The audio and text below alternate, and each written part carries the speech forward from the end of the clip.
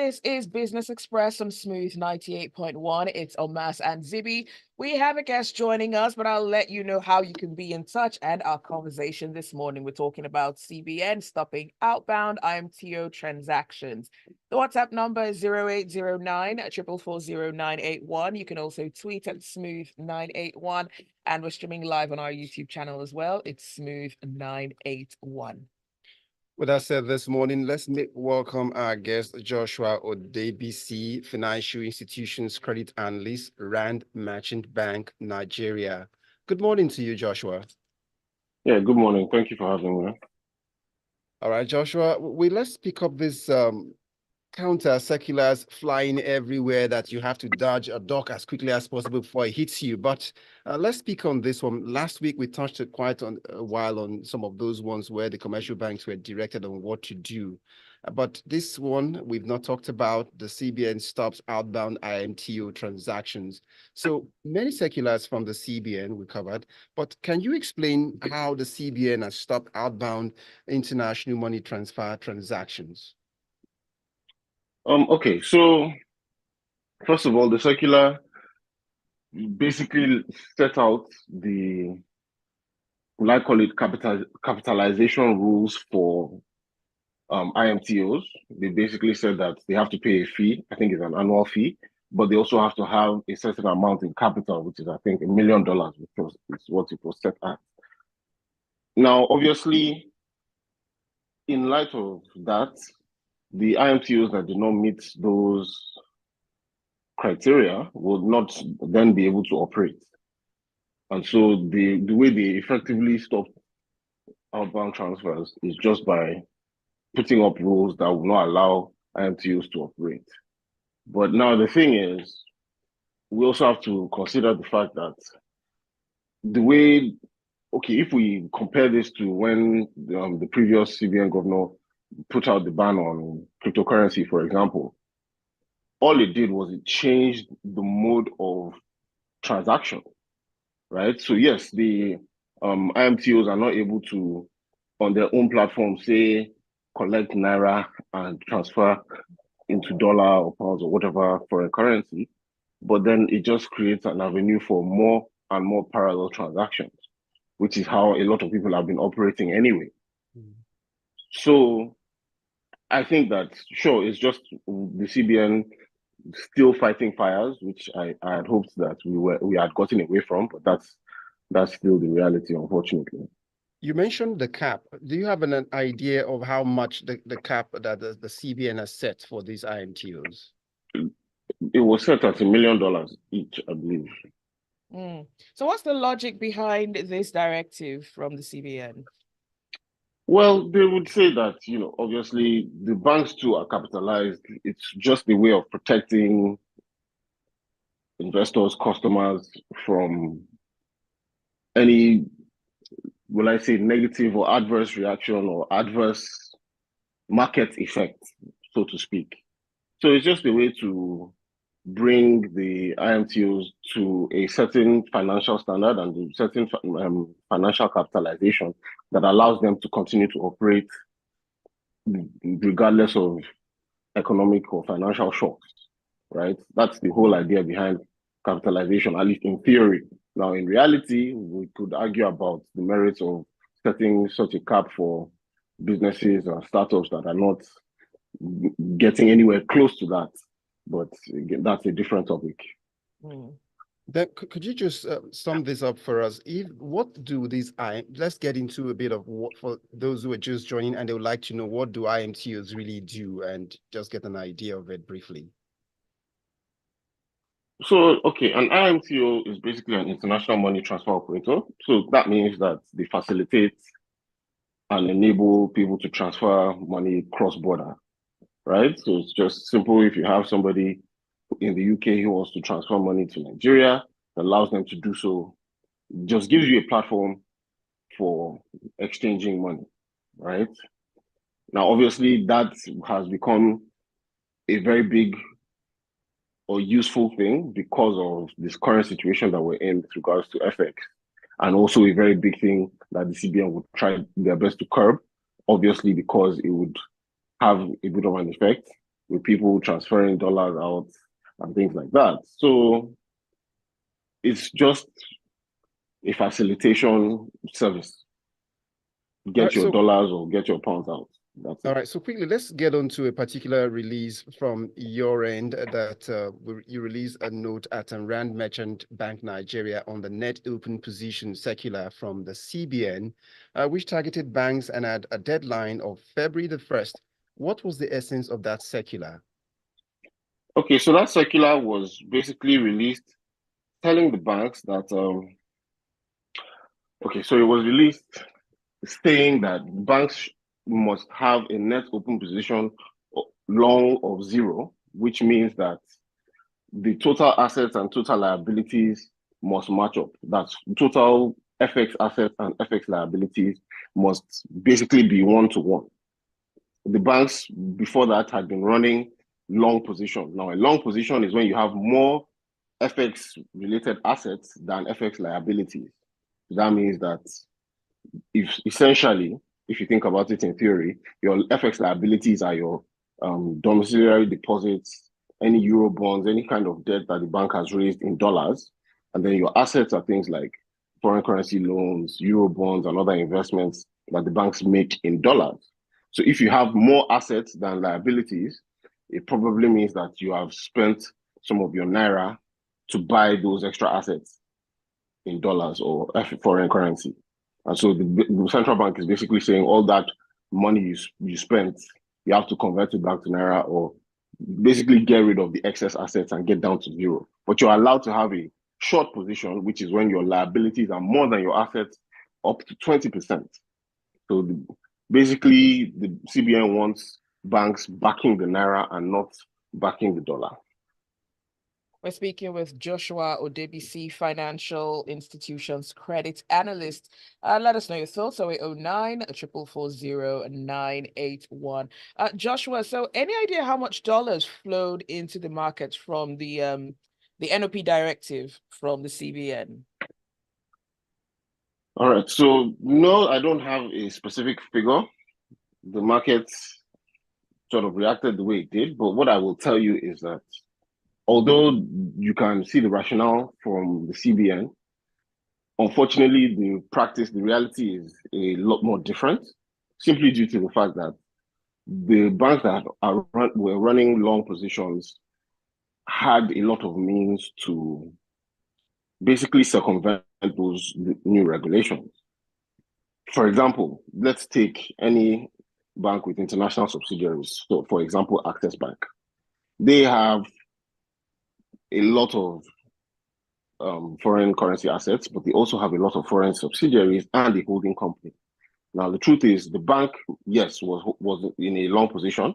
However, if they woke up and they decided to shorten that position, all they had to do was offload some of those assets to their other subsidiaries outside of the jurisdiction of the CBN, at which point they are in compliance with the regulation, but they haven't flowed any foreign currency into the market, into the Nigerian market.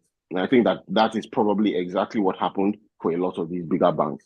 And even for the ones that did not offshore it, they would have just sold it to other banks that are in a shorter position to get them up to that 20% line. So they would have first shared the bulk of that money among themselves, either internally or among the other banks. Then any maybe minor excess cash they would have doled out to their customers. So I can't tell you definitively how much flowed from it, but the truth is, I don't think it's that much. Wow. Okay. So how would you summarize the impact of all these circulars that have been released in the last few days by the CBN? And in fact, what is the expected impact? Well, I would say that first of all, being a financial analyst, this past week has been quite up and down, topsy-turvy. I mean, you could get whiplash from the way the CBN keep on firing circulars at us. But I think, unfortunately, the lessons have not been learned from the previous regime in terms of optics and the way the international community perceives the Nigerian market currently. The truth is, the CBN have basically continued the firefighting approach that started with the last CBN governor, and it's not sending the right message. At least that's what I believe anyway. Because all of this is sort of, instead of attempting to increase inflows, we're just stopping outflows. We're just doing everything we can to make sure that the small dollars that we have in the country do not leave, right? And I just feel like, unfortunately, that's a very short-term approach, because our foreign investors are looking at the market right now and saying, I don't want to invest in this. I don't want to invest in this country. There's very little chance that I'll be able to get my money out on the other side. So that is stopping inflow. So it's essentially, we have created a lake for ourselves. Sure, the stream that was feeding the Nigerian market before was very little, but even the little that was coming in will probably shut off, at least temporarily, until they believe that things are better. And then the outflow, you built a dam and you have your stream shut off at the same time. Eventually, your money is going to dry up. It's going to evaporate into the air somehow, because there's always a way to get your money out. So I don't think it's the right approach. Joshua, please, since you mentioned the CBN wanting to stop the one that is inside from going out, so just help us, our ladies, because of course in the previous week there's also been this speculation around that it will get to a point where it's desperate time. The government may even begin to raid domiciliary account for dollars and pounds. Do you see that happening? And also take this into consideration. We're in a price discovery mode for the exchange rate. Any idea when the rate might settle this year, or are we looking at 2025 kicking the can down the road once again? Okay, so in terms of using the money that's in domiciliary accounts, what I would say is this. Remember that we just talked about the bank's net open positions. Now, the truth of the matter is that any dollars or pounds or whatever you put in a Nigerian bank, it's not sitting down just in your account. Yes, you can see your balance, but the truth of the matter is the banks have taken that money and they have used it to buy assets or to give out loans. So even if CBN, or rather the government, says they want to raid domiciliary accounts, you can't raid an empty vault. That money is not there. There's no bank, no self-respecting bank with a proper treasury that will just have cash, raw cash sitting there. Maybe if they want to round up all the cash, they will get a few million here and there. Well, the truth of the matter is that it's not going to solve our problems. Yes, they talk about $30 billion in domiciliary accounts. That money is not in cash. That money has been invested into Eurobonds from the Nigerian government, for that matter, because of course the government has issued billions of dollars in Eurobonds. So they already have some of that money. Then the rest has been given out to loans, most likely to your large corporates. So there's no dollar for them to take anymore. You can't take the dollar twice. You already have it. You already have most of it. The small cash that you're able to withdraw every time you go to the bank is not what is going to solve the government's problem. So it's not even, it's such an unrealistic idea. It's from the mind of somebody who doesn't understand how the financial market works to say that they're going to take your money in your domiciliary account. Just because you see that figure in your account and you can go to the bank and withdraw, it doesn't mean that that money is the same money that you put in there and they just kept it in one drawer waiting for you to come and pick it up. It's not possible. That's not how the financial market works. All right, thanks for clarifying that, Joshua. So we've spoken about we've spoken a lot about these figures and all, but for the average Nigerian, there's a lot of concern. What is the way forward? How can we preserve the purchasing power of Nigerians? Okay. So just to also answer this and the previous question as well, I think that if we're talking about price stability on the dollar, we're going to have to wait for macro conditions to improve quite significantly. We need to see much higher dollar receipts from exports. That doesn't just mean crude oil, but just raw exports, and then probably higher productivity in general would probably be what would lead to any sort of improvement in the price. Now, the CBN governor has said that the naira is undervalued currently. So I would tend to agree because I feel like we're approaching a level that doesn't really make sense on paper. But at the same time, I don't think that macro conditions are going to improve fast enough. But I'd say rather than it reaching 2025, I would expect that in the second half of this year, that there will probably be a bit of a stabilization. Now, how can Nigerians preserve their purchasing power? Honestly, I think it would be by investing, because if you're able to invest, and I know that a lot of Nigerians think they're investing by just buying dollars and sitting on that but there's still a little bit of risk involved in that. So if you were able to just invest in the real sector, the real economy, either, I don't know, the stock market is not as popular, even though it returned almost 50% last year. But I think that that's a great way for people to um to see value and to even increase the value of their money. Because a 46% increase year on year, if you enter the market in January, means that it doesn't matter what inflation did, you made your returns hand over fist. So things like that would probably be a very good idea.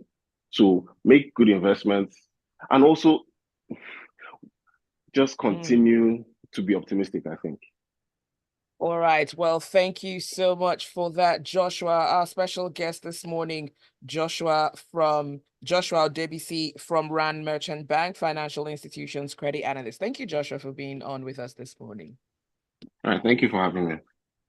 Thank you for listening. Thank you for your messages. Okay, I'm going to read one quickly. Tayo says CBN can't convert domiciliary accounts in banks or the dollars in the banks without triggering a counterparty problem. It can't happen. A good morning to Aspire to Maguire, ladies and gentlemen. That is it for Business Express. Do stay with us. There's a lot more to come.